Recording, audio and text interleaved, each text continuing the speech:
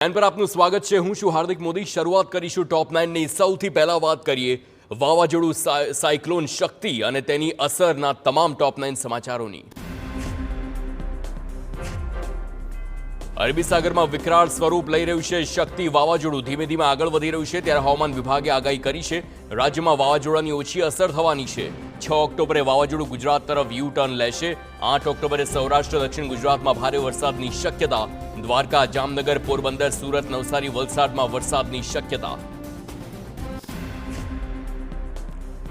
હવામાન નિષ્ણાંત અંબાલાલ પટેલે આગાહી કરી છે કે શક્તિ વાવાઝોડું યુ ટર્ન લે તેવી શક્યતા। તેમના મુજબ વાવાઝોડાની અસર રાજ્યના ઉત્તર પૂર્વ ભાગોમાં થશે।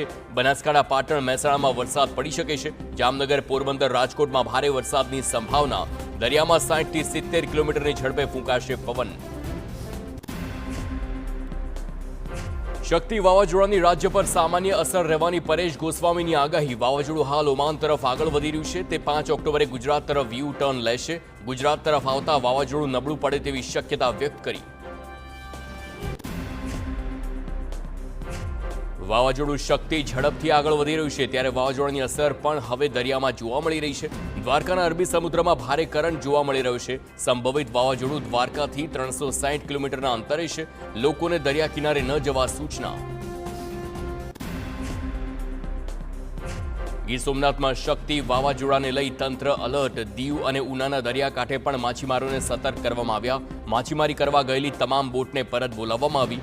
વણાકબારા, ઘોઘલા અને ઉનાના નવા બંદરના દરિયામાં પણ હાલ સ્થિતિ સામાન્ય। હવામાન ખરાબ હોવાથી દરિયા કિનારે રહેલી બોટોને ટોકન બંધ।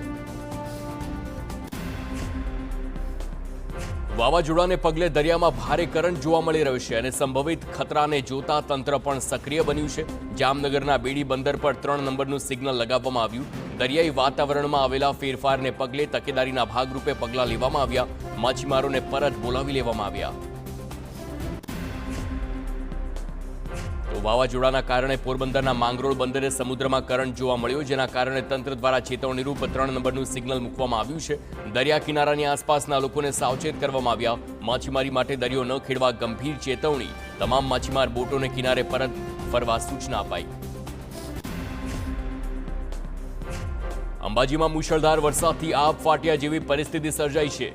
બજારો અને માર્ગો પર જાણે કે નદીના ધસમસતા પાણી વહેતા હોય તેવા દ્રશ્યો સામે આવ્યા।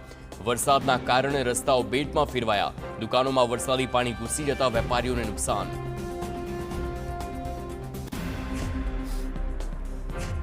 સાબરકાંઠા જિલ્લામાં ફરી છવાયો વરસાદી માહોલ। પોશીના પંથકમાં વરસાદ વરસ્યો છે। આસપાસના ગ્રામ્ય વિસ્તારો જેવા કે આંબા મહુડા, આજાવાસ અને દાંતિયામાં પણ વરસાદ ખાબક્યો છે। ગંછાલી, ગણેર સહિતના ગામોમાં પણ વરસાદ।